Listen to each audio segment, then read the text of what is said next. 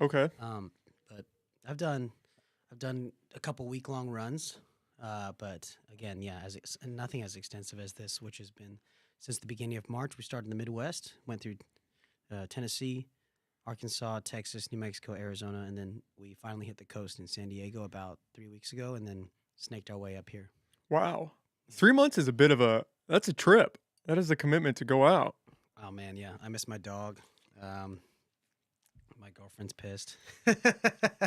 it's There's a lot that goes into the tour life, and it's absolutely possible to still have a family and raise kids, have a dog, have a girlfriend, that kind of thing back home. But you do have to be used to traveling.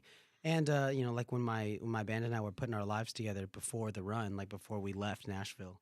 Um, I mean, there's so many things to consider. Like, okay, you're going to be gone for 3 months. What does that mean? What does that entail as far as your rent, your responsibilities in the community, you know, um, taxes? I had to file a tax extension 2 nights ago because I was like, oh crap, here come the IRS, like reminding me that I need to file tax. So I can't do taxes from out here. I don't have any of my stuff.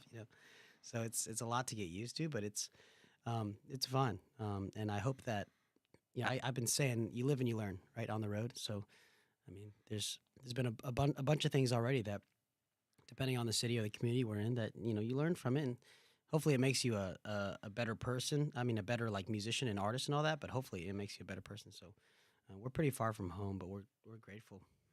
Well, it's got to be an incredible experience, right? I mean, you're going to these different parts of the country and seeing a wide range of people and Exactly. getting to play your music for them. Exactly, and I think one of the goals is to, in despite it being in so many different communities, is we try to find that thread of your fans and your audience and your listeners, and whatever that thread is, we try to connect it. So, like, yeah, I mean, we started out in Indiana and Kentucky, and then we're in Texas, and now we're in NorCal. Um, Completely different cultures, and uh, backgrounds and folks, a completely different fabric. But the folks who come out to our shows, I mean, for the most part, like we play folk, Americana, country. So the message of most of my content and songs are you have are all story songs for the most part. So the message is like, okay, you have a you have a life, one good life, and hope you make a good story out of it. Um, so all the folks that we've met out here, we're trying to build a community, right? We're trying to get folks to come out here, even though we're a long way from Tennessee, that would still enjoy our music, regardless of creed or background or race or religion, right? That's got to be really gratifying in a way where you're from Tennessee, you can write this music and you could go anywhere and people can relate to the story that you're telling. For sure. In Nashville, there's the hugely commercialized aspect of the music industry, which is what most people would refer to as pop country, which is enormous. It's a moneymaker, right? But I work in a small record label, so our resources are limited, but we have, I mean, essentially complete creative freedom. Um, but then when you start to build, it means that you have to do multiple things. Like you can't just rely on one manager to do everything that a whole team would of a Luke Combs or Morgan Wallen. They have entire departments that handle their socials. They have entire departments that handle their touring. So that's part of living and learning too that we're experiencing is like we're the small record label, essentially a mom and pop. You have to do a lot of things yourself, and I've been accustomed to that. I came up in restaurants, um, and if you weren't pulling your weight, or picking up slack, then you're going to get left behind, and you don't want to get left behind in the restaurant business. So, or in anything. Yeah, in So life, right? yeah, exactly. So, but yeah, I mean, even with the industry, the giant machine of Nashville pop country, um, we found our niche for sure. The industry of music kind of seems scary in a way, right? Because you almost give up your control to hit that level. Or when you're a part of this giant record label, it's almost like you lose a little bit of your voice in that because you've got this giant engine pushing behind you. Yeah, absolutely. I mean, there's pros and cons to both, right? I mean, you have a giant engine pushing behind you, you can go places. A little easier too, because Yeah, you've got that thing like, okay, we're gonna go in this direction. absolutely. So if you're down to play the game and if you're down to adhere to their sort of their vibe and their atmosphere and their intent, then your agency will match theirs, and then sky's the limit. You have unlimited resources. You can buy a tour van like that. You can hire a band like that. You can you can make thousands of dollars worth of merch right away. But for us, it's like, all right, we have to we have to be very careful with our resources. We have to budget very accurately, and it comes down to the penny. Has that been kind of a learning lesson? Learning how to partition out your resources, where it is just you guys running the show? Right. It's a small business. I mean, just like any other. It's a small business, and I mean, we've all my band, myself, my managers, my label, we've all invested, right, in different ways: time, money, resources. We've all invested, and it takes years for some of those returns to start poking out again and coming back. But it's happening. Otherwise, it's been my fifth, sixth year cutting records and writing songs like and putting it out commercially. So like, if we weren't getting signs that or signs of affirmation that this was going to be feasible, then we probably would have not had the opportunities we've had the last couple of years, right? And the opportunities have presented themselves and they keep coming. Somehow we've managed to make it out all the way to the West Coast and play shows in San Francisco, Berkeley, LA, San Diego, and have 50, 60 people show up. And I've never been out here in my life. So that's pretty cool. That's awesome. Yeah. That's a significant accomplishment, right? Yeah, it's wild. I mean, and of course, like, there were a couple nights we played to 15, 20 people. It just depends on where you are. It depends on the marketing, and it depends on the day of the week. If you're playing on a Monday, Tuesday, in some tiny little forest town, you're probably not going to get a lot of action. But if you're playing in Berkeley, San Fran, we had a party on those nights for sure. How was the show up at HSU? Came in saying it was a pretty good time. Yeah, yeah. Those guys, they had reached out to us about a year ago, and we'd had ambitions about coming out west, but there's a lot that needs to happen for it to be feasible. So we ended up hearing from the Cal Poly folks, and they said, hey, can you please come out for this summer or kind of spring summer event that we have going on? And they had a pretty good budget put together. So we were like, all right, you know what, this could work. So we ended up just throwing some other dates on, some other venues, and then I had a booking agent that knows the Texas, Arizona kind of area, and he booked about a month's worth of shows through that. So we ended up tacking it all together, and I've been on the road for almost 2 months. So yeah, it's been a blast, honestly. Like apart from a break in, we had a break in in the van in San Francisco. That sucked, but Shout out to San Francisco. that's part of it, right? That's what I've understood. Nobody's surprised that happened to us, and then we had some weather yesterday, just getting in over one of the peaks coming down, but we made it, in one piece. So we're just trucking along, man. That almost adds to part of the fun of tour life, I would imagine, is you're out on the road and who knows what's going to happen. I mean, yeah, you pray for smooth sailing, you know. You're hoping the gods of rock are looking out for you, right? But I mean, we're pretty experienced, and we're at a point like I'm gonna be 33 this year, so like I feel like my haphazard risk taking party days are mostly past. So and my band's the same. We're all kind of in the same boat as far as that goes.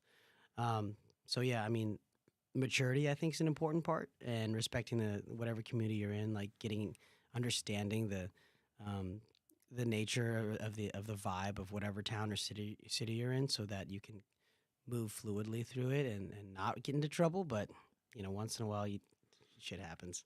Yeah, and move fluidly through the tour, because if you guys, shit hits the fan when you're on tour in a city and then you don't make your next date, kind of, yeah, it screws everything up. Yeah, I mean, then that's what's so important about riding out here is like so many great venues near each other, but once you get the farther north you get, the more spaced out they are.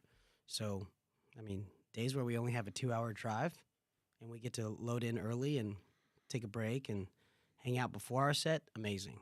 Um, there are days where we wake up, we drive, and we're immediately loading in and playing, and it's a pain in the ass. But it's our job now, right? This is what we do. How did you first get involved in music? I know that your mom was a pianist and that kind of influenced you a Sure. little bit, but when did you start thinking, okay, maybe this is something that I could do as like the rest of my life type thing? Professionally, I mean, my buddies and I were in every band possible. Like so, growing up, I mean, I was in church choir band. I was in jazz band at school, pet band, concert band, garage bands, all the stuff. And I was I was with some kids who were really talented in Nashville, and in high school even we were getting gigs, playing at say our friends' parents' parties or events, um, or even playing for like the local college or school, talent shows even. And we were we are doing enough to where every once in a while we make a few bucks, and it's like okay, cool, like this is fun. Like it didn't think we'd ever make a couple bucks doing this, but we're just over here jamming, in somebody's garage.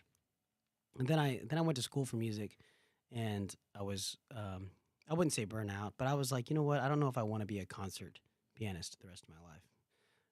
So I ended up dropping out of music school, and I went to Indiana and studied journalism, literature.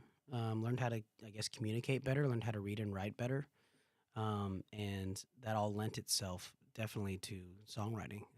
And I started to write more, and I started to write, I guess, with a little more thought.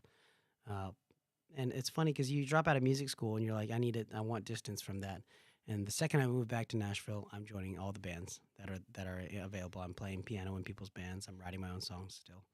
And my buddies and I in town had a pact that like if by the time we turned 30, like if there wasn't any promise of anything, like we would go in on like a business together. We'd start a restaurant or like um, have some sort of other project that we could fall back on, or even go back to school maybe.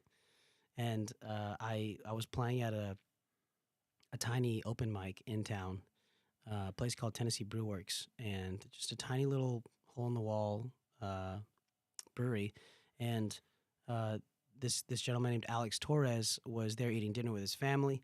And this was like one of those places. So I don't know if they have a lot of open mics out here, but in Nashville, they're super popular and there's tons of them.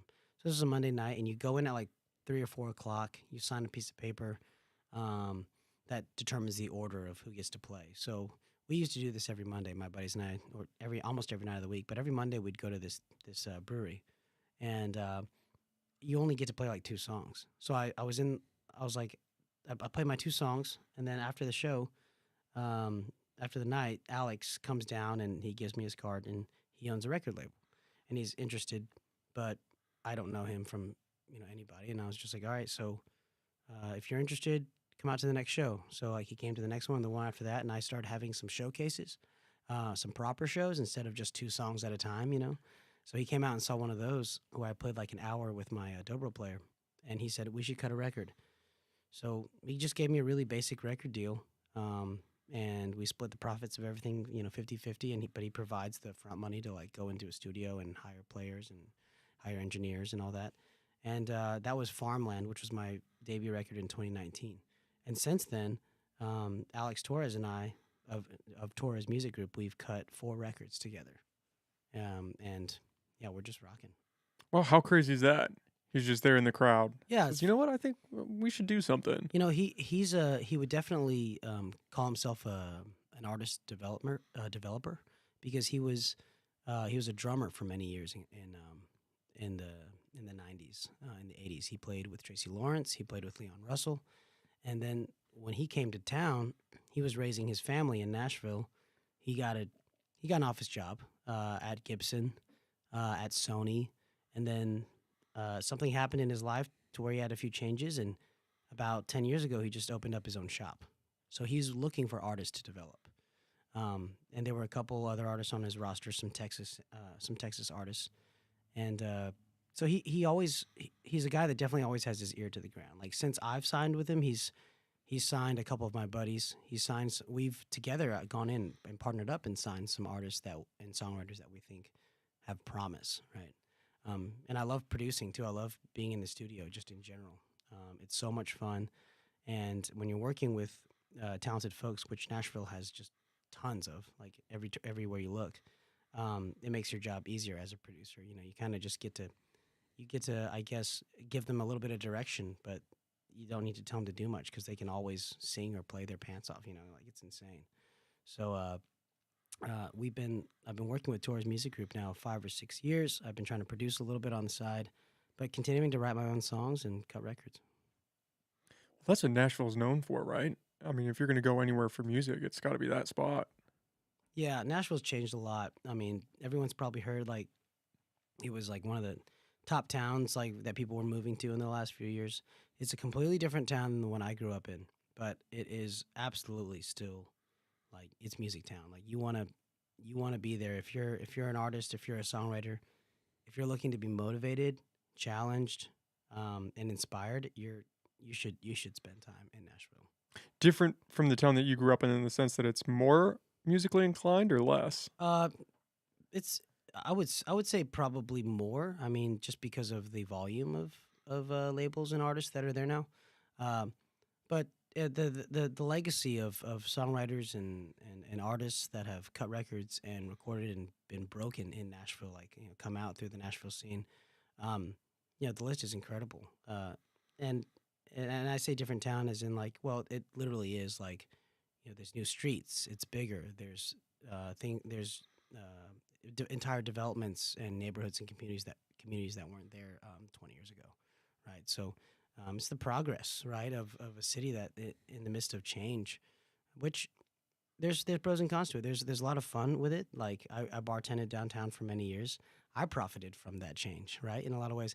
But at the same time, I've been stuck in traffic behind a bachelorette pedal tavern party, just like late for work, um, and that's just a small like microcosm of what is good and bad about a city's growth, but it's inevitable. Yeah, and that's got to get pretty old fast, right? Hmm. You're trying to get to work or trying to get home, and everyone's out there just partying. You're Just like, okay, traffic. guys, let's speed it up a little I bit. mean, it's fun. Like I can't lie. Like if we ever have in Nashville as a destination town, we have people from all over that visit, and if we have friends from out of town that want to come in, there's always something to do, right? There's always I mean, besides the Broadway mess, the honky tonks and stuff, besides the tourist stuff, there's amazing venues. There's great food if you know where to look. Coffee shops, restaurants. There's great parks. There's great hiking.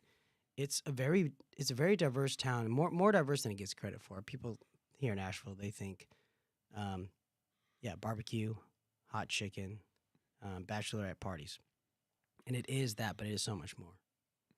Yeah, you just got to peer beneath the surface a little bit, do Absolutely. a little digging. Absolutely. In any town, like we learn that too when we're traveling. If we ever get more than a couple days in a place, um, we're always looking for the hidden away dive bar or sushi spot or whatever it may be.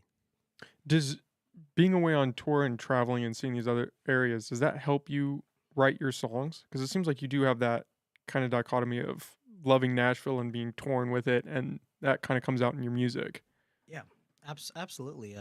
Being inspired by trying to stay inspired is the constant work of a writer, of any artist, right?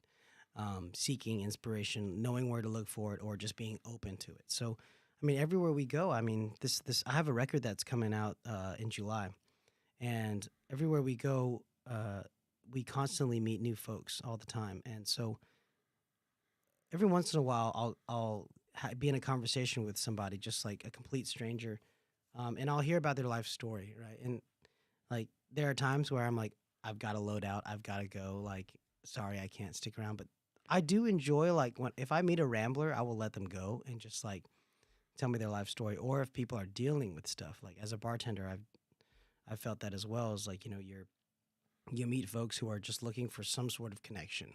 What they're lonely, whatever it may be, or they just have something they need to get off their chest. Uh, and so this next record that's coming out is built upon the stories of my work experiences, my family and friends, and the experiences of folks I've met just traveling. And a lot of them are profound, heartfelt, pretty sad.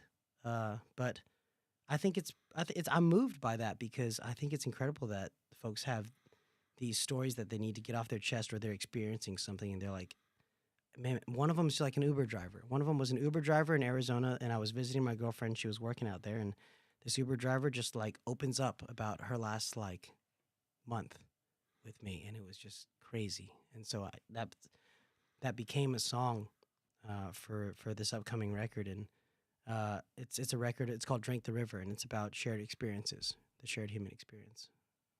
Well, I think that feeling of wanting connection is a very human emotion, you know? I think a lot of people can relate to that, having been at one point or another feeling like they don't have anyone that they can just confide in or reach out to and say, "Hey, this is going on," or Yeah. find that emotional connection with. Yeah, I think my goal too with that was exactly what you said is like people are seeking connection, but at the same time, like we live in a society now where here in the states at the very least we're more connected than we've ever been, but it does feel like there is a lot less common ground than there used to be, which I don't I don't know why, but it feels like they'd be working together, but they're actually working against each other. It feels like kind of so. Um, I feel like if I have a responsibility as an artist or songwriter to be inspired, it is to be inspired to share other people's stories and say bring communities together or bring a thread through a community. So like I have this song from Marigold, Mississippi, about a young couple who was about my age, who's the husband and wife. The wife passed away recently, and the husband, yeah, they'd come to my shows, and the last show I went to, I played in Missouri or Mississippi. Sorry, the last show I played in Mississippi. Husband came out and told me that she'd passed, and it was shocking. And so I was inspired by it and wrote a song about it. And I think by doing so, I've sort of captured their experience, that brief human experience in a vial or a bottle, and um and that way when I play it and sing it in New York, Texas, Indiana, California, I'm bringing a little bit of their story all the way from Marigold, Mississippi, out to wherever it is I'm going. And the same will happen, elsewhere, like that story in Arizona, or folks I've met out here. Like if I sort of capture the essence of the story they're telling, I can sort of build on that common ground a little bit more, because the most common ground we have is our shared human experiences, our emotions, right? Hurt is hurt, joy is joy. It doesn't matter if you're red or blue, right? And everybody knows that feeling. Everybody does. I think s- uh, some folks refuse to, I guess, acknowledge that shared human experience is something that they're a part of. I guess they want to say they want to distance themselves from that and say, well, I still believe, regardless of whether or not we all are the same in a lot of ways, I still want to hang on to the differences because the differences make me feel better or something. I don't know, or more powerful, maybe that is. Yeah, the idea that we're all more connected today, and yet it feels like we're so much less connected at the same time. More connected in the sense that you could reach out and touch anybody now. Doesn't matter where they are in the world, what they're doing, what language they speak, you can reach out and in a sense, you can touch them. Mhm. But it doesn't feel like anybody actually knows anybody anymore. They just have this perception of people, oh, you fit into this box. I know all about you now without ever talking to you. Or, oh, you do this thing now. I know everything about you. It's like the human aspect of like really understanding somebody is lost Mhm. when it's through that medium of, oh, this screen or through the phone. Yeah, I think it's an attention span thing, That's huge. and then because of that, folks have, I guess, a quicker tendency to judge, right, or to say, "Oh, I've already compartmentalized this personality, and that's how I'm going to understand it because I only have so much bandwidth in my world because of shit like this, because of our computers, our screens, our phones, and." I love my computer and my screens and my phones so much. I rely on them every freaking day, and I use them as tools and entertainment. But not, and this is absolutely not a we should blow up our TV, John Prine sentiment. This is much more of like, okay, look, if we're how do we use this to our advantage? How do we connect better through it, right? And how do we say, okay, like if we're if we don't have necessarily a common background, like can we at least share a brief experience in this moment of this song or this book or this movie or this show? Like, can we at least connect on this? And that can be our common ground. That can be where we start. And that's one of the beautiful things about music is that it's almost this unifying factor Yeah. in people's lives where you can have differences, you can have disagreements, you could not like somebody or not like who they are, and yet you could both love this one song Yeah, and it's it very brings you guys powerful. together. Yeah. Very powerful. And then you get the craziness of like, do you love an artist's music, but do you agree with their political beliefs? And then you get into an issue of, people say, uh, Brent Cobb has a great song called "Shut Up and Sing," right? Like people will tell artists, hey, like, I love your music, but all the political opinions or religious opinions that you're expressing through your stage, your soapbox, or like Twitter, is I don't agree with, but I'll still listen to your music. But some people can't get over that. I mean, we got the cancel culture now. So like, and that, we call it cancel culture, and that's kind of like triggering. But like, people have always done this. People have always said, okay, like this company doesn't support something that I support, so I'm not going to use their products, or or this artist or this politician, right? I mean, there's a dichotomy that's already in place there. It just keeps on resurfacing. So I think it is incredible when people listen to artists that they don't necessarily agree with. That means they're trying at least, in some way to bridge a gap, right? Well, and the idea that they shouldn't be allowed to have a voice or to say something that's not in their music is just kind of weird. I know, Like I know. everyone else gets that power, we can all say whatever we want, and then we're gonna artists. It's like no, you need to just perform. You need to be this Yeah, kind of puppeteer and do your thing, and then get out. yeah. It's kind of wild. It's dangerous. It's a dangerous. I think it's a dangerous time. Cognitively, I think philosophically, people are wrestling with a lot. Um, a lot of folks have completely um, dived into certain philosophies, and uh, it can be I'm very slow to take anything on. For instance, like, well, heck, it takes me years to write a song sometimes, or if like for like 3 or 4 years, I had like the iPhone 3, like, and everybody had like an iPhone 10, and I still had like the old iPhone. Like, I just like, it takes me a long time to, you know, move on to the next thing and accept a new thing in my life. Um, talking more technology, I have a laptop that I have from college that's 12 years old that I still use. And so, when it comes to ideology, um, I only know what I only know from my personal human experience, right? I can't say what anybody else should think or not think, unless they're just being complete dicks and assholes, like unless they're just wrong and killing people or something like that, or committing crimes. Anybody else's ideology, I can't judge. But yeah, I guess that's where I guess I would wrap up by saying, don't be too quick to judge. And yeah, if artists, if art, I think artists should have the agency to say what they think and feel. I mean, because as long as it's not incendiary, I think, as long as it's not like igniting um, Or just a hot anger. take to be a hot take. Like Sure, there's nothing actually backing it. They that just want to happens say too. this. That Yeah. happens too all the time. And I don't know if you've seen this whole Bud Light thing. Yeah, the Dylan Mulvaney stuff. Yeah, it's amazing. What kills me is the fact that people are like shooting the Bud Light cans Yeah. and blowing them up. It's like you already bought them. Why? Oh, it's What are we incredible. doing here? It's incredible. I mean, you look at folks, you wonder what are you doing? Like, I can totally understand, again, this supporting a brand or a figure that aligns with your views. Most of us do that. But to be a moron about it, like to to purchase like that, exactly, to purchase a product, to support them with you're supporting them with your money at that point. But then you're making a show of, I guess, degrading it, publicly. But you've already given them your money. Like, Yeah, it's they've already so won. it's odd. Yeah, it's odd. I don't know. I don't know what exactly those folks, what gets them off specifically there.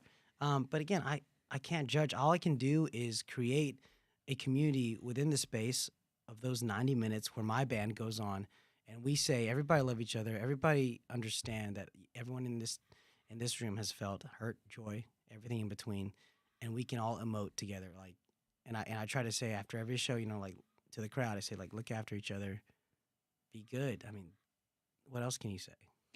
You know? Well, the Bud Light thing's really interesting too, in the sense that you were seeing the backlash come on so fast and so swift Yeah, that it turned on a dime. People went from loving Bud Light to now they're like, I'm it's never crazy. drinking that shit. It's crazy. And just in like what, a week period, Yeah, it just completely turned on its head. for sure. I mean, man, like uh, Americans have always been, uh, I guess, quick on the trigger. I mean, It's a good way to put it. remember freedom fries? Yeah. Yeah, that was a crazy moment, right? Or even back with the Colin Kaepernick thing when people Yeah, were shit, yeah, burning Nikes and burning their jerseys and stuff. It's like, you already bought, guys, what, you bought sure. this. Like, you burning it doesn't get you your money back. It doesn't hurt the business. Yeah, it's You've wild. already paid for your stuff. It's wild. I think if folks have a very very educated reason behind their symbolism and the things that they're doing, like burning a flag or waving a flag, whichever one you're doing. If you're waving the flag or burning it, if you have a very strong willful intent on and with an understanding about the message that you're sending, that's your freedom. Take it.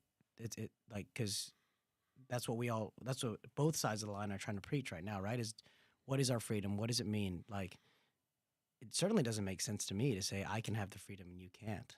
But that's what it feels like everyone's been saying on both sides. So if you have the willful intent of, the understanding of the repercussions, then by all means wave your flag or burn the flag, whatever it means. But uh, whatever you're doing, whatever symbolism you're seeking to accomplish with that action, there's going to be repercussions. So it just depends. I mean, some people have really good intent with really bad consequences, and some bad people get away with shit. So it's a fucked up world, man. That's the battle of life. Yeah. You're flipping a coin each time you do something. You're like, okay, let's see how this pans out. Let's see how this pans out. Sometimes it works. Sometimes, I mean, you got look at folks who, if you have the right personality, I think like you take a stand for some things, like the Zach Bryan guy, right? Like he's over here, like he's stirring up a mess. His fans love him. They're militant. They love him. They will protect him with their lives. It feels like they will jump in front of a bullet or a train for him. And so he has the he has the clout to go in there and mess with shit and to call out like Travis Tritt and be like, hey man, like why are you being a dick? It kind of feels like politicians to me. It's like you if you're in politics, you have to be a snake, kind of like you wouldn't have gotten there without being like um, a type A power seeking person. Well, you gotta lie, Yeah. which is the grimy part about it. Mhm. Is or not so much you have to, but they all are under the impression that they have to get where. Like, take George Santos. Yeah. Right. The guy just lied. It's just Straight up. lied about anything and But everything. he's been it's all been uncovered pretty easily. Yeah. Yeah. Yeah, it wasn't like he lied and had a good backstory for the lie that would kind of cover it up. No, just blatant lies. Yeah. And Blatant. then it all comes out and the guy's still there, Yeah. which is crazy. Like, regardless of what side of the aisle you fall on, the fact that you can just blatantly lie, Yeah. which we all know they lie, but to do it like that Yeah. and then say, you know what? No, the people elected me because they trust me and they Sure. want me to do this. And it's like, what? That's Nothing you said was embarrassing. true. It's I just would be embarrassed. I wouldn't be able to go to work. Yeah, it's just embarrassing. Yeah, how do you live with yourself? How do you wake up and say, "Oh yeah, like you're doing the right thing, man." But see, that's the other side of the coin. So you have that, which is a guy who undoubtedly knows what he's doing and is doing it for the sole end game of I want to be in this spot. Yeah. And then you have the Bud Light situation where I listened to a little clip of that girl talking who is the marketing director or was the marketing person for that campaign. And she was just like, I want to make this inclusive. I was trying to branch us out to a new audience, and just it blows up in your face. Yeah, but I think with anything, because my buddies, on Twitter are who are artists and songwriters. They're the ones who are more outspoken. What always ends up happening is, um, yeah, if you if you sometimes with a truly like inflammatory tweet or whatever or statement, you're going to lose fans, right? You're gonna have people that cancel. You're gonna have people that unsubscribe or block you. But at the same time, you're gonna have a bunch of people who are like, "Oh heck yeah, I'm hopping on this train," and then you gain fans, right? So if we're talking about strictly from uh, like marketing and whether or not like you're getting the right attention, well, I mean, yeah. So if we're Bud Light, yeah, they definitely lost a ton of business, but they're probably gonna gain some business out of it too. You just never know. Yeah, I don't know what. I don't know if a bunch of transgender people drink Bud Light. I don't know if they're. Maybe they will Maybe now. they will now. Yeah, they're like, you're on our side. Great. Or not even just like specifically that, but like people who, um, you, I mean, in 10, 20 years, you never know how this marketing curve is gonna go. Well, in 2 weeks, it might Two, blow over. I mean, it'll be interesting to see how all that pans out with the rubber band snap being that fast. Maybe it'll just correct the other way and people will just forget about it with the attention span being so short. it seems like people forget about shit really quick these days, right? It doesn't take. You just got to be quiet for a couple days Yeah. and then everybody just moves on. Yeah. Well, one case where that kind of, one case where I was really disappointed in myself. Like, I don't know if you follow any of the Ryan Adams stuff in the last 3 years. No. So great artist, amazing songs, very influential for myself and all my songwriter friends. Super talented guy, and he got in trouble with some messages on Instagram, some texting, and there were a lot of accusations from his former wives about his mistreatment of women, and he got caught in a specific um texting issue scandal, and where he was allegedly, texting someone who he didn't know the age of, and turns out that she was like 15, and so this artist that is so talented and incredible and an amazing songwriter and has moved a lot of people in a lot of ways, myself included. Uh, in no time at all, he's blackballed from everything. Shows, record labels, like can't even play an open mic. I mean, and if he did what he did, then he deserves that probably. But it didn't blow over. It like still hasn't blown over. It's been like 3 or 4 years, and I think part of the reason is because he he probably actually is a huge. He's been a problem. I think he's been a problem in the music industry for a while. So people were just looking for a reason to say, not looking for a reason. People were ready to get rid of him. They just needed the opportunity. Yeah, and I think so. If you create a reputation around yourself, if you don't treat the people in your environment, in a community well, and if you betray their trust time and time again, then there's absolutely a point where they're going to cancel your ass and you ain't coming back. And I think that's what happened with him. But then shit, we got. I mean, you walk into any store, you're gonna hear Michael Jackson playing on the speakers. That's the crazy thing, right? And like, look at all the shit he did. And like, one of my favorite country music rock and roll stars, Jerry Lee Lewis. I mean, all the crap that he did. He married his cousin. He supposedly killed his wives. And he's on country radio every day. So like, I don't know, like, what do you call it? It's not a double standard, but it's like it just depends on. It just depends on your legacy, I guess. Some people make it through, some people don't. And it almost depends just on how good you are. Mm-hmm. It's you can reach this escape velocity where everything you did that was not Escape great. velocity. Yeah, you totally. move past it. Totally. Yeah. But man, you just never know. So my folks and I in Nashville, like, it's a pretty small community in the songwriter community. I mean, there's hundreds, thousands of us, but we all congregate every single week. I mean, for a lot of people, they congregate every single night, in the same writing rooms or writing spots or bars and pubs. And so Nashville is actually a very small town in that way, especially if you're involved in the music industry. So, you say or do one thing wrong to the wrong person, you got to watch your back, So Definitely the goal among my peers in Nashville, as a Asian American in Nashville, I mean, my family has been treated very well.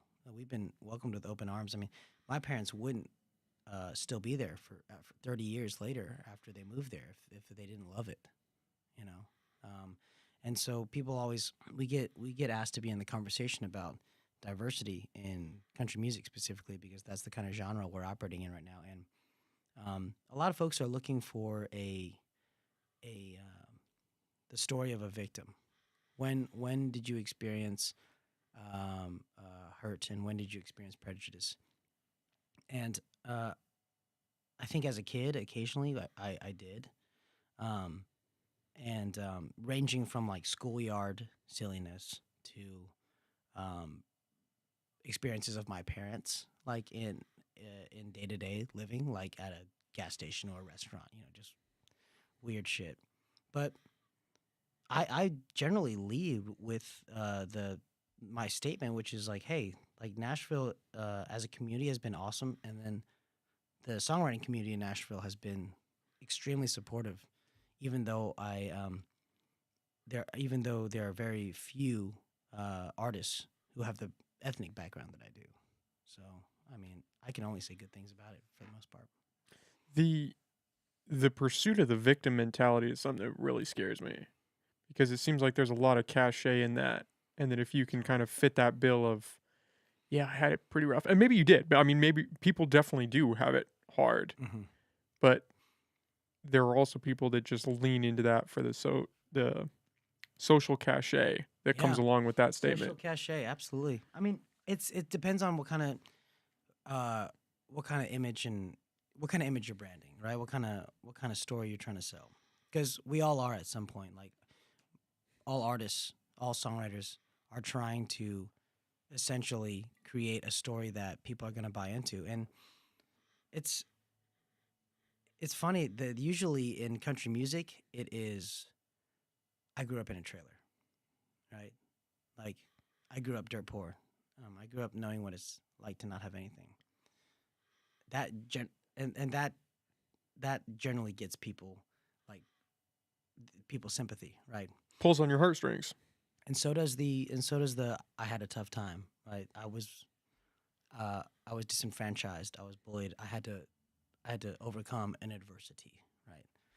Um, and I love this dichotomy that there are like artists in pop and hip hop that that they don't they like you see think about a country song. It's like, yeah, I grew up in the sticks, poor as dirt, driving daddy's truck, and then you got this like the Latino and the hip hop and the pop singers these days. I think a lot of times they're singing, "I got chains, I got money, I got cars, I got women." Right? I'm living it up. Right? And you very rarely do you hear like country songs that are like, "Oh, I came from a very rich family. Oh, I'm just doing fine and I don't have any problems." Yeah, I've got this giant trust fund waiting for me back home. Yeah, I think it's hilarious. I mean, Taylor Swift came from a freaking rich family. She sings about her broken heart all day, and people love that, and she's very good at it. But she was never disenfranchised, at least not in her foundation as an artist. I mean, she's dealt with everything that more than anybody else has in the music industry for the most part. But yeah, it's like where do you come from? Like, can you be honest about it? Can you be genuine about it? And if not, if you're fabricating a story, if you're telling somebody else's story or creating one, like, what's your intent with that? So when people approach me with those questions about creating diversity and representation in country music, I'm all for it. But like my band, I mean, and my record label, like we are my record label head Alex Torres is from a migrant family in West Texas. Um, my band is made up of three LGBTQ members. I'm an Asian country singer, which is something you never see. We're too busy out here making records and road dogging. Like we're doing this kind of we're doing the work, and instead of going on social media and causing a row. I mean, everyone has their own impetus and agency and method, right? For bridging the gap or breaking down walls. So whenever we get asked to be in this conversation, I tell them, like, yeah, we our label itself is representation and diversity, and the more that we can push forward together, the more representation we're going to get. Um, I don't need it. I don't need folks. I guess coming down and saying, hey man, like we want to help you because we feel like you have not been treated well. I want folks to come out and say, hey man, we want to help you because we think your stuff rocks. Like we love what you're doing. That's what I don't understand with that mentality is why would you want to be the person that's I don't supported know. because of I don't know. X? Because you fit into this box and they feel bad for that, so they want to come out and support you. Why not just have it Work on be, your yeah, craft. it be your craft and you be so undeniable at what you do that they say, well, we couldn't ignore this guy because Yeah. he's so good at what he does. He's so prolific at his stuff. Representation at any level, I think, is necessary. I think it's needed. If we're talking about if we're getting into the conversation about that in this country as a whole, yeah, I mean, it what happened to America the melting pot? Like that needs to come back. That needs to be more of an understood thing. Like that just needs to be ingrained now in our DNA so that we can just get past the fact that there are white people and black people and Native Americans and Asians. Like we just need to all understand that. But yeah, absolutely. I mean, the representation is like if folks have their own methods, like I said about uh, branding, marketing, getting attention. Sometimes that's great. Sometimes that's really good. Like if you have if you have a catchy story, whatever it is, whatever story it is that you think is gonna help folks hop onto your train and get you the most attention. If it is helping push, the limit of people's acceptance um, and appreciation for just diversity as a whole, I think that's generally good. Absolutely. Um, it's just my method and the method of the folks I work with, my label, my bandmates. Um, I guess, it's just a little more understated. Like we let the songs do the talking. We let the work speak for itself, right? Well, I Um, don't feel like that's understated at all. I feel like that's the foundation of how you bring about whatever change you're working sure. towards. Yeah. Is you at some point what you're doing has to be able to speak for itself. Yes. Otherwise, the door never opens. Right. Yeah. I mean, I have uh, I've been around folks in the industry who yeah, like can't can't walk the walk, but they all they do is talk, right? So like if you have to be able to back up your you have to have some substance, right? To whatever flag it is you're waving. You better be able to back up what you're saying on both sides. Absolutely. Has that been something that's been difficult for you to navigate? Where you're kind of in the public sphere, you're touring, you're putting out this music. Yeah. Has it been a challenge almost finding your voice off stage and what that might mean when you do go back on stage, saying I've the wrong thing or upsetting somebody that maybe is in a position of power that could yeah. influence your trajectory? I'm careful about what I say for sure. You have to be. But I'm not a I'm not a Twitter fiend. I don't just I edit my thoughts, and I think that comes from the journalism English lit background. Like what I said about communication, like learning how to communicate better. That like I think that's what I mean. Is like I sit with my thoughts. I edit them. Um, I will delete a I will write a post and delete it if I don't like it after a couple of minutes. Um, and also I kind of enjoy taking a step back and really assessing like what message we have to say. Um, and a lot of times you can say stuff, but you can't take it back. So I'd rather form a great message and have and continue to form it. Like I don't know exactly where my career and what what impact my songs will do in the long run because it's only been 3 or 4 years or about 5 years since the first record came out. But like if I can form my message and my intent in my career to a point and sharpen it, over time, it will get to where it needs to get. It'll accomplish what it needs to, instead of just firing off willy nilly and hoping that something lands. So yeah, Yeah, the ability to be intentional with your thoughts feels like a lost art. And to just have the initial thought and then take a second and process it no before kidding, you just throw it out there. no kidding. I mean that's what I do as a songwriter. I was joking about how it take years to write, and I do. Um, I often, like most songwriters, I'll be in the car or at work or at the gym or just something cooking, and I'll have an idea.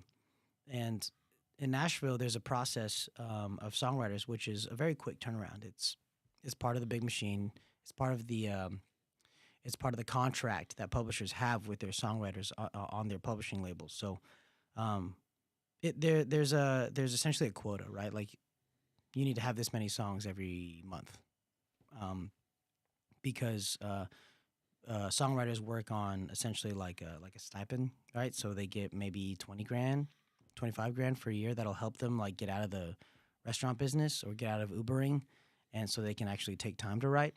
But then then when that happens is you receive a quota essentially, and you have to match that. So there's pressure to write. So some people write out of pressure, which is great, like because they can create and they are told that they need to create like on the spot. And for some people that works really well. And then for myself, I know that being told to have something by the end of the week, that's a piece of art. I would say it's probably not going to be as good as it would be if you'd given me a year or 2 years or three, right? So I've never done a publishing deal. I've only worked in a record label to where that I just have all these songs and I present them, and Torres and I live with them live with them with our producers and share them and as work tapes and say, okay, where do we think these songs should go? What direction can we accomplish with this record? And then on my own time, I'm living with these songs in my head and constantly letting them marinate, to see what's the best story or message that I can make out of it. And sometimes it just happens on its own. It's not like I'm intentfully, like I don't have a freaking formula. I don't have like a textbook about how to write songs. But I know I don't want to be part of a contract that says I need to write like 100 songs every year. So that going back to like having willful intent in your message and your thoughts, yeah, it's just kind of a process that is ingrained in my lifestyle already. Like that's the way I operate. I know I'm not going to go spouting off on something I don't know anything about. And that's part of being careful about what you say. Like where I am in a public sphere, uh, and I have family that I care about, and I have like my girlfriend's family. Her background is the opposite of mine. Like our upbringings are completely different as far as party lines, but like class wise and education wise is very similar. Like growing up in the South, so you got to be anywhere you go, you got to be careful about what you say. If we're in Texas, um, there's songs that I'll play that I won't play in New York. you know, like there's some messages that I think I save for certain audiences, right? Do you think it sucks that you have to do that today? Nah, I mean, That's just part of the game. I think it's usually it's about, do I think this audience has a sense of humor? Do I think this audience is willing to um, go down this funny rabbit hole of a story, that might use some colloquialism or phrases that they're not normally used to hearing. Um, and again, that's part of developing this community because I hope to be able to develop a community to where I never have to censor or be worried about what song I play. If I just have, it doesn't matter if it's California, Texas, New York, I just have a Gabe Lee community that shows up for it, and they know what to expect and they know what to hear, and they're going to laugh with the funny songs. They're going to cry with the sad songs. So yeah, but right now, yeah, I mean, I'm a very careful person. So that's what I mean to say when I say like sometimes certain communities I'll play a song and then other ones I'll save it. Right. Well, I can relate to that. I mean, there's sometimes I'll have a guest on here and think, okay, maybe we don't go into this realm Yeah. because it'll just evolve into chaos. Well, you have to be, yeah, you have to be kind of cognizant, right? Like, I mean, I'm an observer, so I always take stock of what the crowd looks like or appears like, or what zip code am I in, what state am I in, right? That you have to take those things into account when you travel as much as we do, and are entertainers, right? Yeah, because you don't want to go up there and then your first song, the audience is just turned against you, and you guys are Yeah. like, well, this Well, is going to that's be the a point. problem. That's the point as of being an entertainer. You know, I want to entertain. I want to give folks the best show they can possibly get out of us. You know, short of juggling fire. So like, I'm just I don't want to have any inflammatory issues among my community. My community is going to be one when it's all said and done that when they're at the venue, they look after each other. They find some common ground. I think that's a good goal to have Yeah, that's with your all. music. If you hope to achieve anything, That's all I ask. that would be up there. All I ask. It's for all the shit that social media gets, I would have to imagine it would be beneficial to getting your music out there in some sense, right? Because more Oh people yeah. have access to it nowadays. Yeah, we rely on social media heavily. Absolutely. And all the venues do too. Like, For promotion and stuff. yeah, yeah. I mean, that's how we access and find out information about tour schedules, song releases, collaborations, announcements. Everything comes through social media now. So I mean, it's it's something that we just all depend upon, and there's no going back now. Does it feel like it's easier to make it now because of social media? Because you could just have a viral TikTok and then people are aware of your music? Yeah, it depends on the content. Depends on how I guess the life expectancy, like how long can this content survive? Because like yeah, you can go viral on TikTok, but can you sell tickets? You know, you can get millions of views for an Amy Winehouse cover, but can you play 2 weeks worth of shows in a town you've never been in and make money? That's what matters. Yeah, that's the most important metric. Yeah. Is are people going to show up for you if you're around? Yeah. It's easy to build that online persona and then it doesn't translate necessarily to the real world. My generation, like I'm about to be 33. Like, yeah, we were on the Facebook, and then like, or we were on the freaking MySpace, man. You know, like, and then and AOL, and then MySpace like was just a weird phase, and then we got Facebook, and then our parents took over Facebook. We moved over to Instagram and Twitter, um, but then like once TikTok really started blowing up, and there was Vine for a little bit, like we were almost too old for for TikTok to be um, fluent and easy for us. And so like my generation as mid 30s, like we kind of struggle with the TikTok. But I mean, again, it's more about the authenticity of the content you're creating. Like, does it have survivability? Can it last? If you're a musician, can you tour on it? Right? Can you actually turn it into something? Um, Yeah, I mean, you can have a like even with like because I've been in restaurants for so long, like you have a restaurant promotion that makes a place look really sexy and hot, and like it looks like a place you'd want to hang out. But then you get there, like, is the food any good? Right? Do you have to wait forever for your for your table? That kind of stuff. Yeah, and with TikTok particularly, people will put songs out and they'll blow up and it'll be big for like a month, and then Yeah, it falls off the wave, yeah. and then there's no longevity because it wasn't so much about the actual quality of the song. It was just, oh, this is what's cool right now, and then Song it's we all gone. fight. Yeah. By the way, are we able to take a quick break? Yeah, do you want to take? We could. I don't know how much time you have. Do you I have want to? plenty of time. You have, I just wanted to hit the head real quick. oh Take a yeah, leak. we could take 5. Okay, cool. Take us out. Yeah, I'm down to go as long as you want to. Yeah.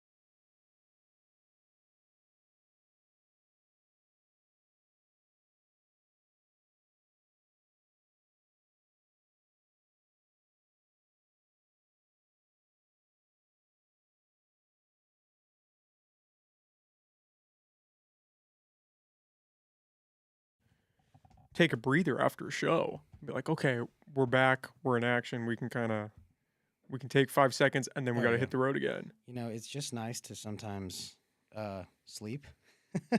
That's got to be a big thing, right? Yeah, because we're always on the move. I mean, the hardest part I've gathered so far, the hardest part is not loading in, playing the show, loading out.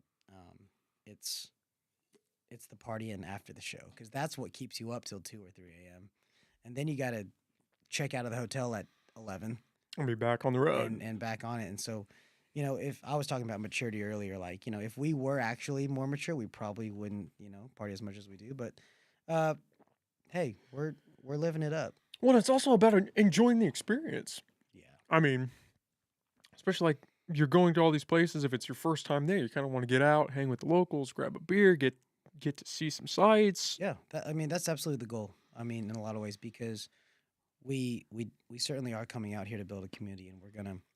I mean, yeah, we're gonna play our show and hope people buy tickets to that too. But I've made great connections with bar owners, venue owners, or even networked with people who have resources that want to network and just help us outside of the music industry. Like um, uh, the stuff that I'm doing at its in this sort of like ground roots level where we're cutting all the songs ourselves. We're writing all the songs. I'm sending out all the merch myself. We do all the merch orders ourselves. We design the merch ourselves. That kind of stuff. Um, Folks like us are always on the lookout for a break in a sense of like having just an investor, right? Just having folks that are maybe not in the music industry, but like really just have the means and the intent to help. And those people exist out there. We call them angel investors. They exist. And I am not embarrassed at all to say that we are absolutely looking for those because uh, the we have ambitions. We want uh, not only my music project, but the projects that we're working on with the label that we think are special to really live and survive in this world and not just be played a few 100,000 times and disappear. Um, and usually, like the secret to touring acts that last for a long time, they got dough, man. They got money. Well, it's an expensive endeavor, I would imagine. You Yeah, guys got to pay for the bus, you got to pay for the gas, you got to pay for everything. where you're staying, you need all your equipment. I mean, it just keeps adding up. Yeah, and right now, like these days, we're we have certain anchor dates that really solidify the journey and that make the journey worth it. I would say, and worth it by worth it I mean like literally figures wise. Like we have a couple anchor dates that are big paydays for us, and that enables us to um, to play the small venues and the small clubs on the way to those anchor dates, where we're on nights where we're only making enough to pay for gas or only making enough to pay for the hotel that night just to get us to the next one, just to get us to the next one, just to get us to the anchor date that is actually going to pay for everything, right? So we had a couple of those in California this year, which made it feasible for us to come out here. But yeah, I mean, you think about the guys that go on 3 month tours in their vans and they have a van for their band and they have a van for their staff and then a trailer with all their production gear. I mean, that takes major front money. So that's hopefully I would hope that eventually we get to experience that because that means we're at least making a little bit of dough. Well, I think you guys are on a good track, man. What is inspirational to me in the sense is you guys' work ethic. It seems like you guys are out here, you're hustling. Yeah. You guys are doing this in house, you're working, you're focusing on your music, and you're trying to move forward. And I think when people get on that train, it's a sign that okay, Yeah. they could do something. It's the people that are like half-assing it, kind of doing a little bit of work here, then they take a year or two off, and then they do a little bit of work, and then 10 Well, year go by, and it's like, what happened to those well, people? then you Well, have nothing to then you have nothing to complain about, right? If you're labeled as a like a dabbler, someone who tours like a little bit or puts out a record, every 5 or 6 years. Yeah, I mean, to me, you're an artist, and you're a songwriter. If you write songs, you're a songwriter. It doesn't matter if you take years to do a record, but if you're if you're if you're going to, I guess, um, ignore the trends of the market that is the small business that I'm in the bigger ecosystem of the music industry. And if you're going to ignore those trends and say, um, then don't be surprised by the outcome. Don't be surprised if some of your stuff gets left behind if you're not pushing it, because you do have to fight for attention these days. Like you do, every social media post, every show, every opportunity you have, every um, every podcast. You know, like hop on it, do it, even if it takes time out of your day, even if it takes you on a detour from your plans. Do it because otherwise then yeah, you're gonna then don't complain about maybe not getting your 15 minutes, right? The complaining part is the part that I have a problem with, because there's a quote and I can't think of who it's by, but it's "Don't expect to reap the rewards from the seeds that you didn't plant." I think Totally. that's 90% of what life is you got to put in the work because nobody's going to come and put it in for you. Yeah, it applies to everything. Absolutely. And so I think a lot of folks, at least I can only speak for my experience in this industry, is like, well, um, the idea, like, what does success mean to you, right? Um, if success is a few great shows a year, a few million streams, uh, then great, good. That was your line of success, and if anything you achieve past that is even more amazing. Um, if your idea of success is to be the next Luke Combs or Taylor Swift, well, you better be ready to put in the work that they did, at the very least, right? So, what are your definitions of success? For me, I mean, I look at some of my songwriter buddies in Texas. I think they have something great figured out because Texas is so enormous and it houses so many music venues and so many music lovers. I mean, they have a great history of songwriters: Towns Van Zant, Guy Clark, Willie Nelson, Hayes Carl. All these guys have, I guess, essentially helped curate the entire state into being uh, respectful listeners of songwriting. So, some of my songwriter friends out there who are in their like early 40s, mid 50s, um, they all have kids, they all have families, but they have a very sustainable career, which is one that does not require like 3 months of touring at a time. They can go out on weekends and in the middle of the week and play a small songwriter room and get a couple grand, and they can go home to their kids at night. That's I think as a songwriter artist, if you have that sustainability, just that level, I think that is success to me. Um, and I think if I reach that, then I can look at whatever career I end up building and say, okay, at least I got to that point. Um, because then you're actually uh, then you're living as a human being. You have a family, you have a spouse, you have kids. Uh, you're a real person. But then you also get to do what you love for a living. Um, that's very rare, Is right? that the challenge of being at this stage that you're in? Is just the instability of life on the road, Oh of just no, going not and not at hitting all all. these I things? love it. Oh, you're a fan. Yeah, I freaking love being out here, man. I told my manager I could do this. I could do this forever. I love this. I don't have any kids at home. I have a dog, and I like to joke. I have a dog and an angry girlfriend at home, and like she understands. Like in my family, they understand. Like my parents, they have supported me as a musician since day one.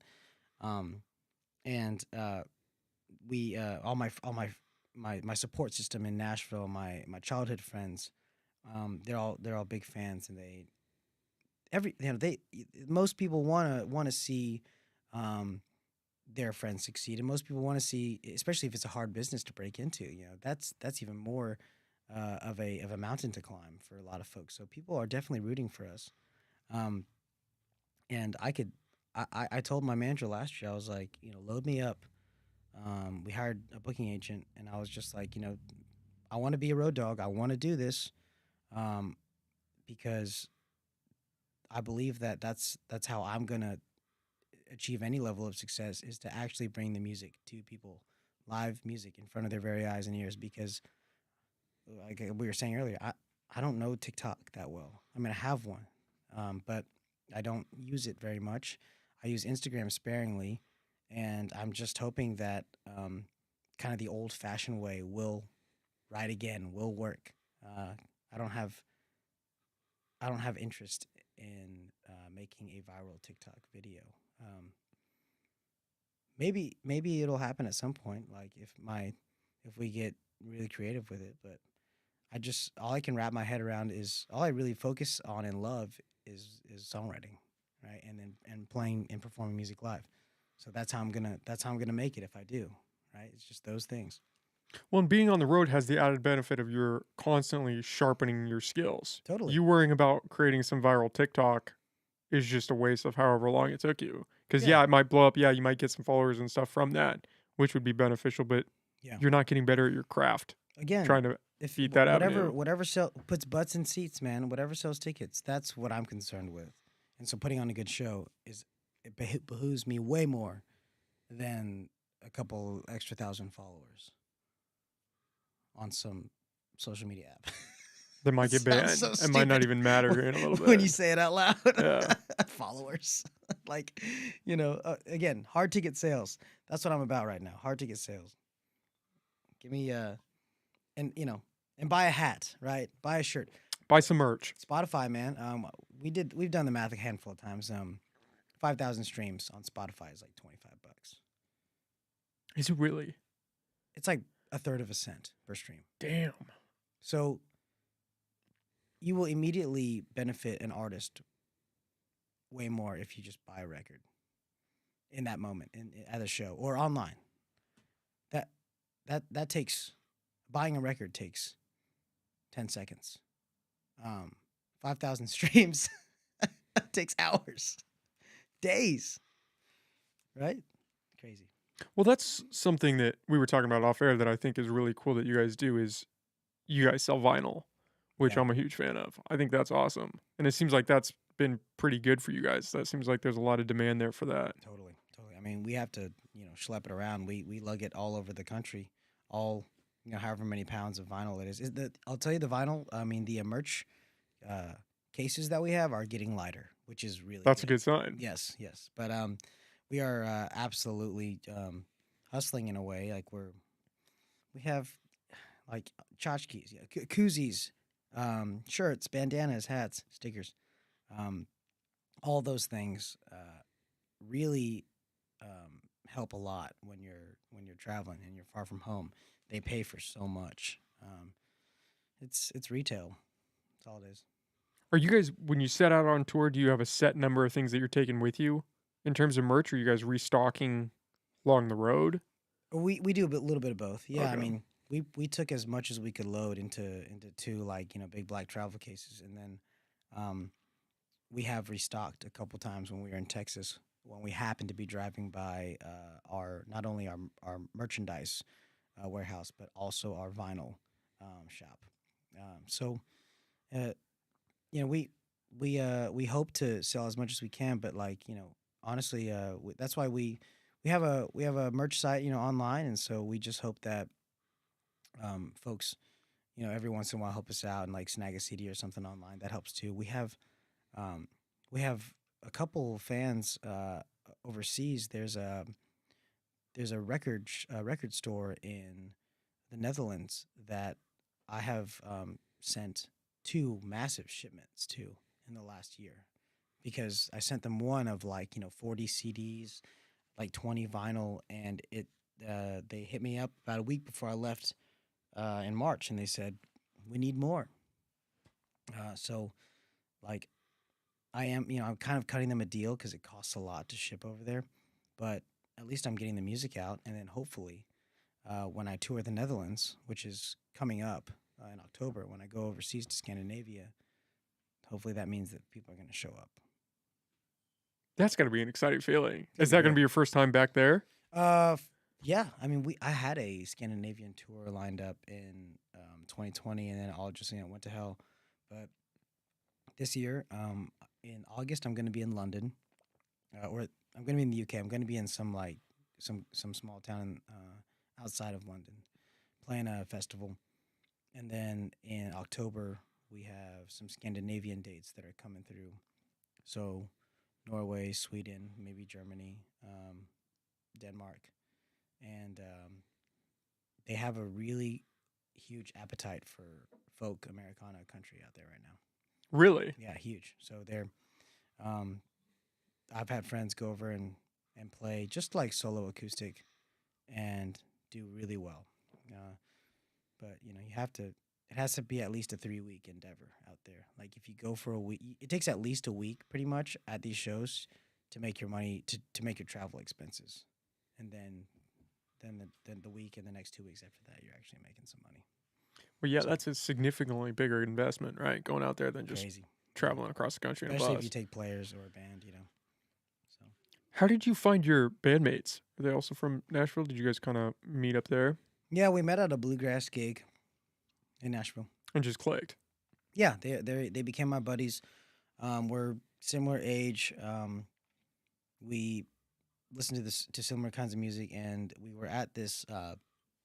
There's a group of I call it a dad band. there's a group of folks that hang out in Nashville called the Can't Hardly Play Boys, and it is essentially one of my best friends in high school. Her dad is in this band, and these guys like they just get together the first Friday of every month at a different guy's house, round robin, and they just play old like Bob Dylan, Rolling Stones, Merle Haggard country songs. Um, and we were both invited to one years ago. The My bandmates and I, they were both there, and I walked in, and one of them was teaching piano to one of the other dads there. So we'd all kind of like knew about each other, and finally like got to meet and jammed out. And the next day, I was on one of my favorite hikes in Nashville, which is a 5 mile loop, and they were on the same loop.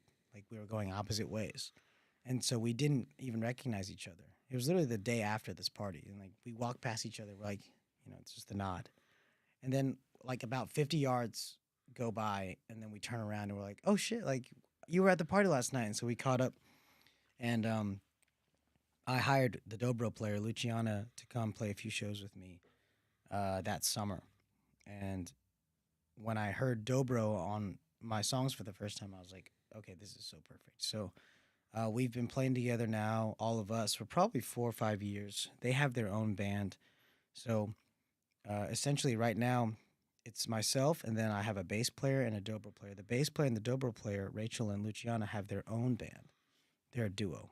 They're a duet called King Margot, which is like indie pop folk music, and they're great. They just sing like it's a bunch of harmonies, and they sing very tight and beautifully. So it's the three of us right now, and then we have a fiddle player who kind of flies in and out depending on her availability. Um, so in Nashville, Rachel, Luciana, and I, we all actually live in the same house. They own the house, and I live on the first floor, and they live on the second floor. So we are bandmates and housemates, and that has absolutely been an advantage on this trip because we already know what it's like to live together and be in tight quarters and always be around each other and be around each other's crap. So both figuratively and literally. So out here in an old Chevy van together for 2 months or 3 months, it's definitely a test of friendship. But man, we've made it work. Well, that's a perfect lead up in that it's not like some strangers that you just met. Like Right. you guys know each other. You're going in. Yes. Mhm. You know what to expect. We're buddies. Everything's fine. Yeah, we're buddies, and we've toured together here and there before. And they, as their duo, as their band, King Margot, uh, they tour all the time too. So right now, the setup, at least while I'm out here, is King Margot generally will open, so they'll play like 45 minutes to an hour, and then I'll probably come on for like 35, 40 minutes solo, and then I bring the entire band on. Um, that's essentially the run of show, and we keep it pretty much the same because they're my openers, but they're also my backing band. So like I didn't want to like exhaust them as we were out on the road. Um, so they play essentially 2 sets every night. They play their opener set, and then they come and back me up, and we close the set out together. And they all sing and they all play. So when we come back together at the very end, all together, if you've been watching the whole show, you get to see, the best of both worlds collaborating. And again, as friends, as housemates, as longtime buddies, uh, honestly, we just have fun, like on stage. We're just having a blast. Kind of like every time I look over at one of them, I'm just like, I can't believe we're doing this for money. Is that a weird feeling thinking about where you started and where you are now?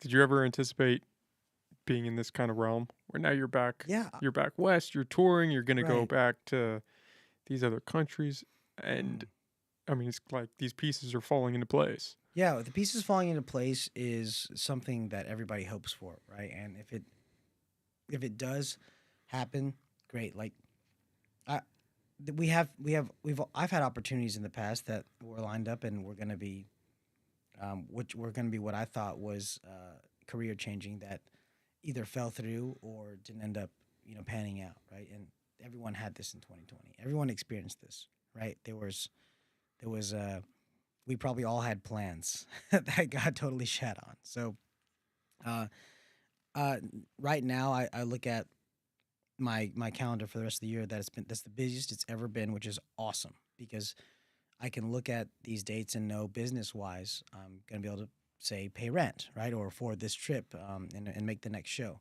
But um, I have a saying like that I kind of like my bandmates like and I kind of joke around with, but it's absolutely true. It's the most important show is the one we're at, right? Because we actually made it here. Like we don't know about tomorrow. We don't know about the weekend or even August or October.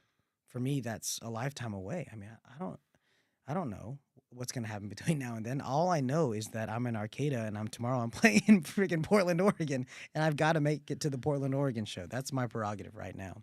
Um, so yeah, like every show is the most important show, and if things fall into place, phenomenal. Like that's what everybody hopes for.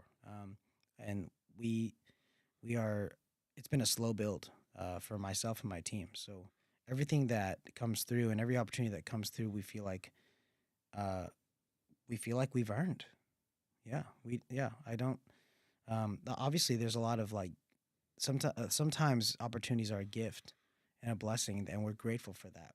But we also operate in a mindset that's like, okay, like we're a small label next to giant labels in Nashville. Like we fight for every stream, every view, everything, every dollar, right? So whenever we get an opportunity that can help us get a leg up closer to those monster labels, we own it, right?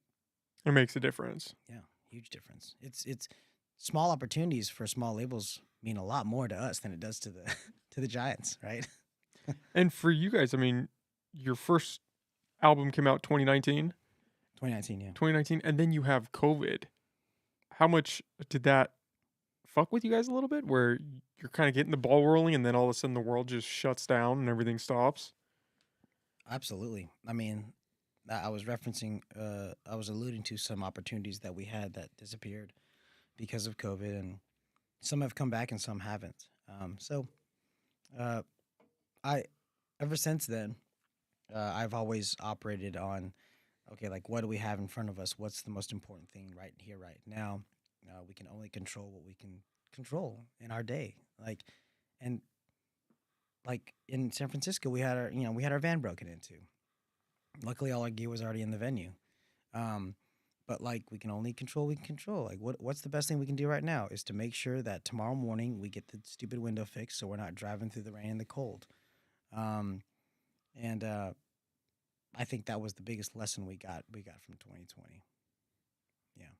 Well, that's an important mindset to have, especially doing something that's as chaotic in a sense as touring, Hmm. that you've really just got to take it show by show and Yeah. day by day and second by second. You have to live in the moment and do whatever you can to have this moment be the best moment that you can perform in, Totally. and then Yeah. take the next one as it comes. Yeah, and also is just trying to connect with the people in that moment too. Like every opportunity we get after every show, selling merch at the table, like establishing a hard, fast, a positive relationship or connection with whoever's coming up and buying a koozie or a hat or whatever, and hoping that like they they they remember that, like it's ingrained in their memory, so that when we come back through, they will first of all come back out and see us and buy a ticket, or second of all, even better, bring friends, right?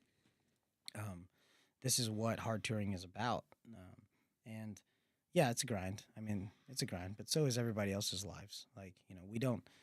Uh, for some people, it's just hard to get out of bed in the morning. For some people, it's just hard to go to work.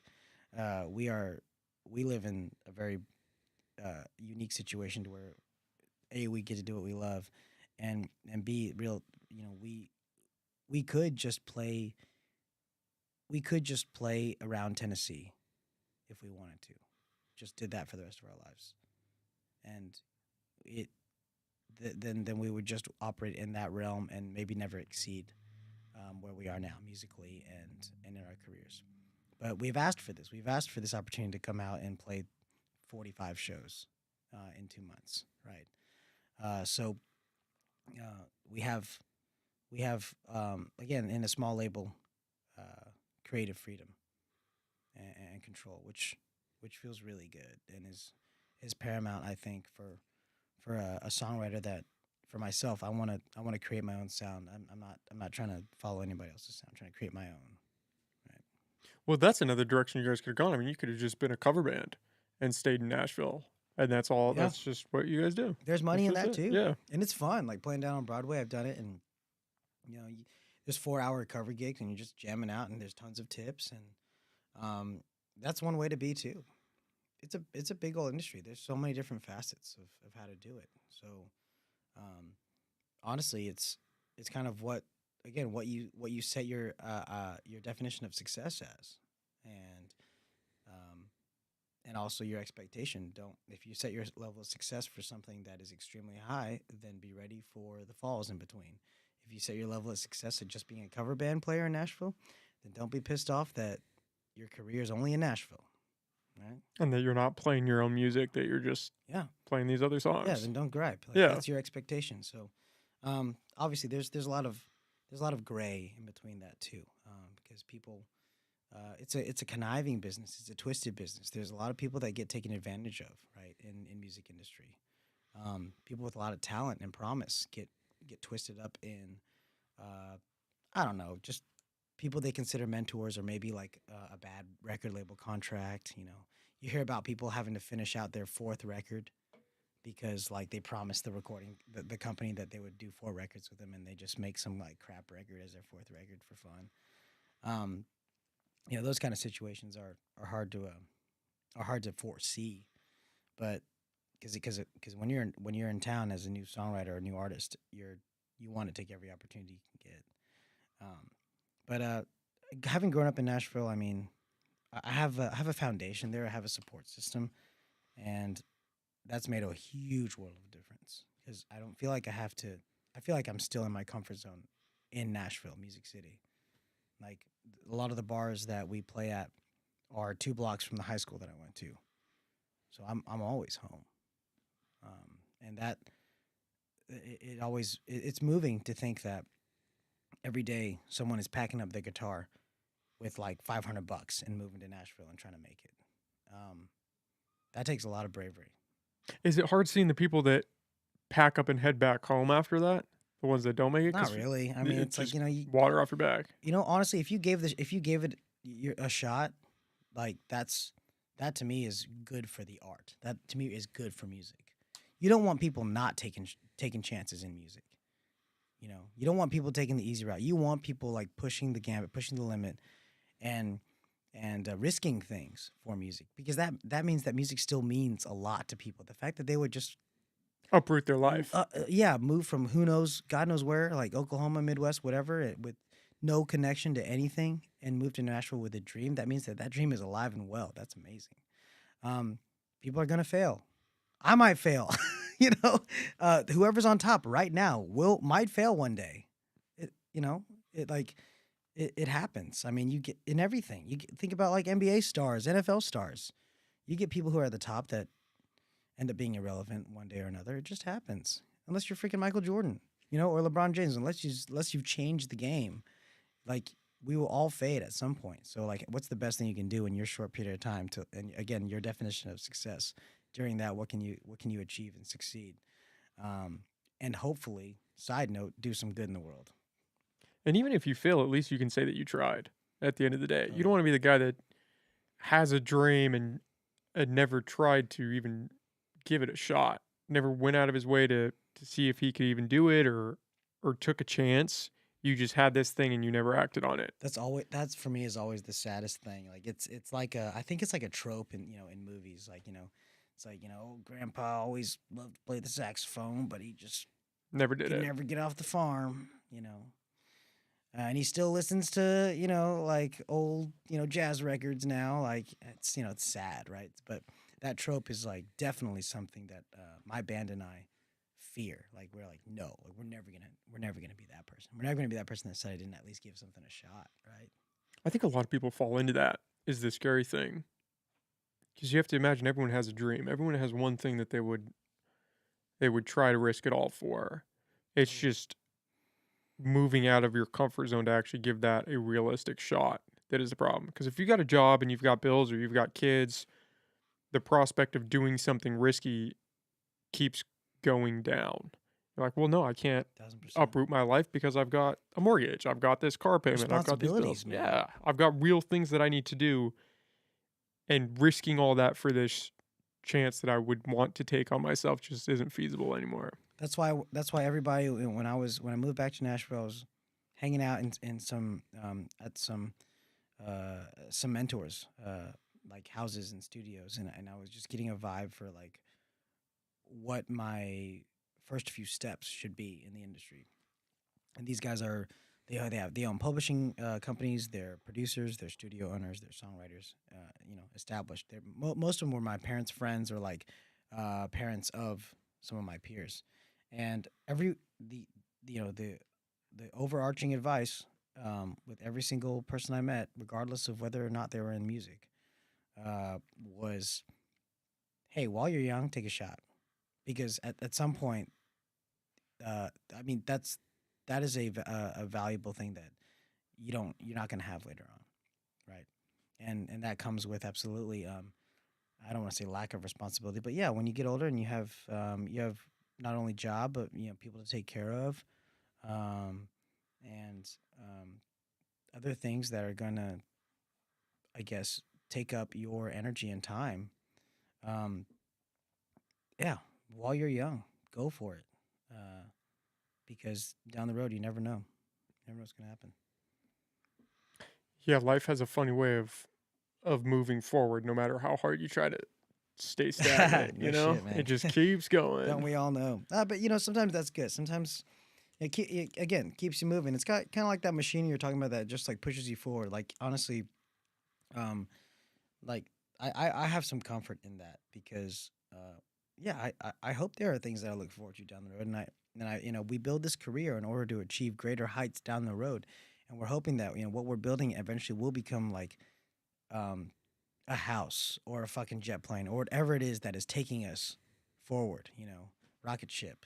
Um, and so that progression of things, like I don't fear it, age or mortality, because I think this movement that we're doing, like there's something very certain at the end of it, right? And so I hope that in this period of time, it's almost like a test, it's almost like a challenge. It's like, what can you do? What can you do with the time you've been given, right? That's the big thing. Yeah, What can you do with the time you've been given? who knows? And you just don't want to be the person that squanders that at the end of the day. For sure, because yeah, I mean, I have plenty of songs like that are about how hindsight's 2020, and it's like the nature of humanity. Like, okay, you look back. It takes time and closure and separation to look back and be like, oh man, I was wrong. Because usually in the moment, you think you were right. Um, but I mean, yeah, it's just human nature. So that a lot of my songs are observe human nature, and I hope that like not only can I learn from sharing that message, or even better, folks that come to our shows feel that same way, and then we can connect again. The shared human experience is what I'm kind of pushing on my next record. So Well, again, I mean, it's it is a crazy life to live when you're doing something that you love. Like that's all you can really ask for at the end of the day is to just to try and chase what you're passionate about. I think that's what everybody wants. And for the people that take the risk and get there, it's I can't imagine there's anything really quite like that. And well, yeah, but you got to get there. That's the hard part is you gotta and most of the time to get there you have to endure a lot of shit. Like Yeah, you're gonna struggle. It's gonna suck sometimes, but it's all in pursuit of this thing that you care about. yeah. I mean, that's why I keep my expectations pretty measured. I mean, I have a very base level of where I would love to take the career, and if I can just get there, which I think is not too far away, if I can just get to that point, then I think I will look back and say, I did, we did good, and we I can call it a success because I determine what success is, and if I think that's my level of success, then great. Anything beyond that, extra, love it. If we if we reach heights that I didn't expect, amazing. That's a surprise. That's good, right? Much better than having set my sights on world domination and never getting anywhere. So Do you think that's intrinsically tied to something like be you know a career in music?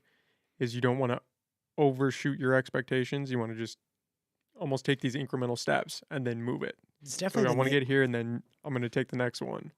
it's definitely the nature of the way I operate, but I think that's it just depends on the person, and I think every business has people that every business has folks that shoot for the stars and fall short or just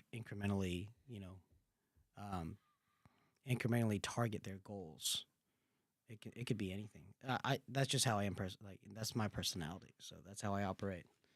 Um, but I'm a safe, kind of cautious human being, unless I've had whiskey, which is almost every other day. So, Yeah. Well, it's funny hearing you say that because here you are doing something that most people would say is a risk in yeah. some sense. Oh, totally, totally, man. I mean, shit, it beats bartending. Tell you what. Beats a lot of jobs. Yeah. Beats working a desk for 40 years, Oh, heck yeah. hoping you can retire with something. Absolutely. Not to hate on people working at desks. If you're listening to this, it's all good. You Yeah, gotta it's do all what you about gotta do. figuring out what you want to do. If you want to work a desk job, great. Yeah. But if you want to do something else and you're stuck in that position, it's a rough ride. I think after a lot of the COVID bans lifted, that people were um, seeking more gratification, um, uh, just emotionally, spiritually, and mentally than they were about making a dime. Because I mean, so many of my buddies in the service industry, they found other gigs and just were grateful for it because ultimately that meant they never had to go back to bartending or waiting tables or managing restaurants. They found gigs that they could work remotely. And I mean, before 2020, I only had a handful of friends that had the luxury of working from home, and it was like it was mind blowing to me. I was like, "Wait, you're telling me that you can work like while you're traveling on vacation?" Like, yeah, it's super easy. All I need is my phone or my laptop, and how quickly like people's mindset changes because like that was like a kind of a cool coveted thing, and then now everyone's like, oh, I have to fucking work from home. Like, I'm gonna kill myself if I have to like sit in my bedroom another day and work. I'm like people, just be grateful for what you have, people. It's Dang never it, enough. It's never enough. It's always it's, a moving it's never goalpost. enough. but seriously, like the folks that I guess have, you still have restaurants these days everywhere that are like saying hiring now.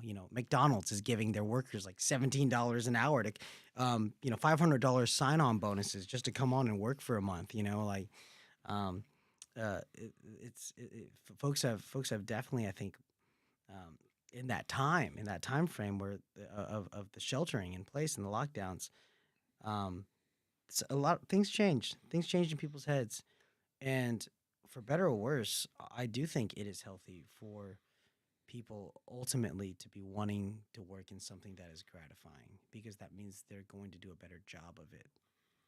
um, Not to say that folks um who work in jobs where they are just making a dime aren't doing a good job. Means to an end jobs are always going to exist. And I worked a means to an end job for many years, and I worked my ass off, and I did a good job doing it, and I was good at it, and I could have done that the rest of my life. But I needed something more of a challenge, I guess. That's the reason I took the risk.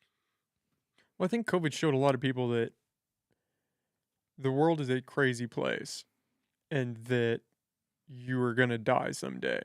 And so if you are doing something that makes you miserable, You've wasted your you time. got to figure it out Yeah, yeah, because the clock is ticking and you don't know exactly when it's going to ding. yeah. Yeah, it definitely uprooted a lot of things. And again, I think for better or worse, if folks are seeking something that gratifies them, maybe it will create a change, not only in this nation but worldwide, that has a new organization of people's skills and passions, and skills and passions are not sacrificed for uh, just money and paying rent. Sacrifices need to be made, but maybe not those. People have to sacrifice work, sweat, blood, tears. Like that. That's going to happen. It's the human condition. We suffer in order to gain sometimes, but um, if you're sacrificing, uh, I guess a dream, the a proverbial dream, uh, I would ask yourself to take a step back and say, is it really impossible to do that dream and buy groceries and pay rent? Like, is it really impossible? Because um, shit, we're doing it.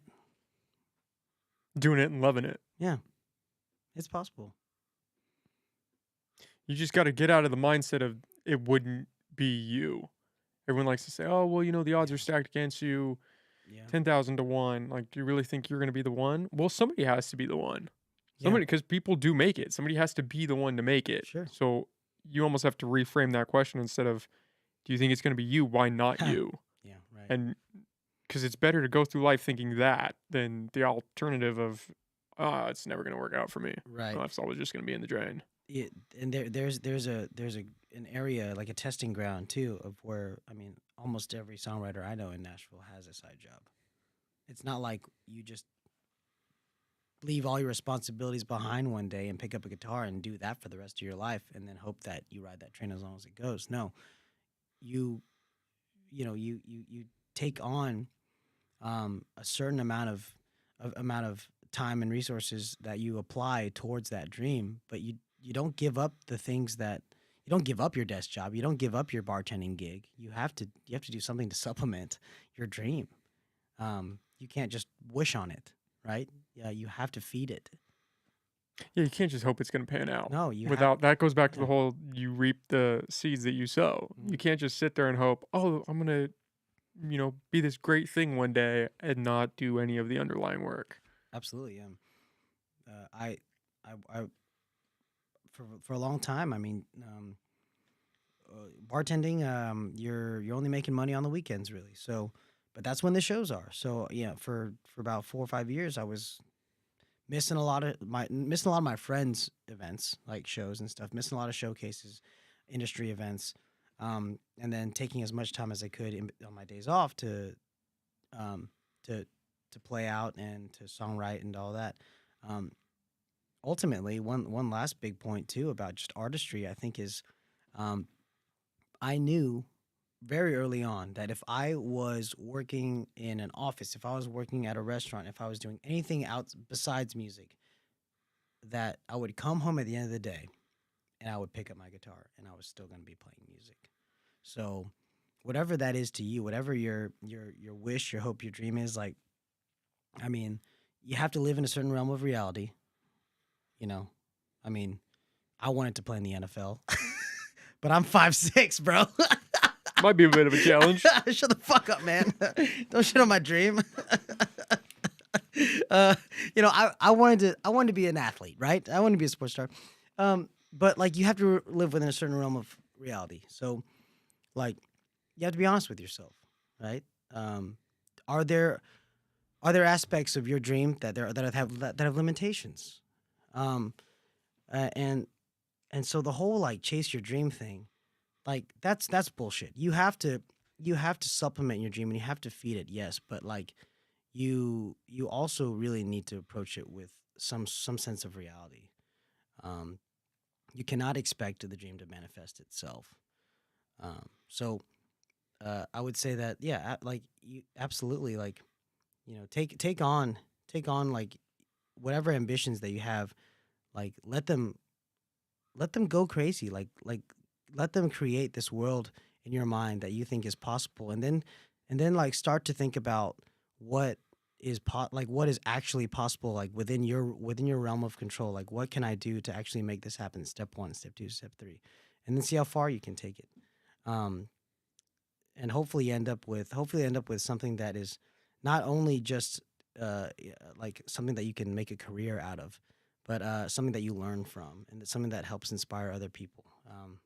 But yeah, I mean, for years there, man, I was uh, just just coming home every day from the bar, from working, 1 a.m., 2 a.m., and I'd be picking up a guitar and playing. So I knew that I was inspired, right? And that's the first big step. Are you inspired by that dream? Yeah, I was, and I knew that in the back of my head, regardless of how old I was going to come home and I was going to be writing songs and playing guitar. So that told me enough to say, okay, you know what? Maybe I should start taking a few more risks, right? Maybe I should maybe I should take 2 weeks off from the restaurant and go play this tour where I'm not going to make any money, but at least but I'm going to meet people.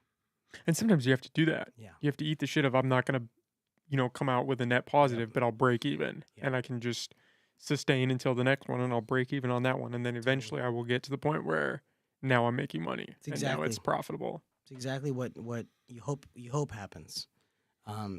Musicians artists get paid in exposure a lot, and it's a terrible running joke, that the exposure is our currency now. But honestly, if you like, most artists that I think have a decent following, we all know that exposure is very powerful and sometimes as important as just a paycheck.